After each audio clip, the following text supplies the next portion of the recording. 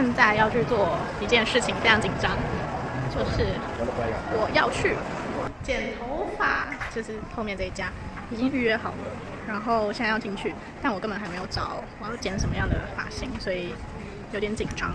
进来了，现在在店内，而且我现在头发很长，就是大概到胸前，然后想要把它剪短一点，很期待。好紧张，好紧张。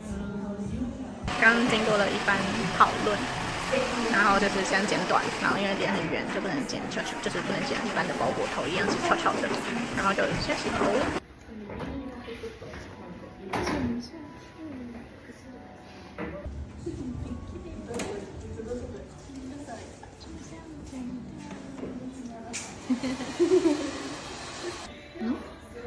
怎么感觉不太对劲？应该是还没有用好，挺烧的，挺烧的。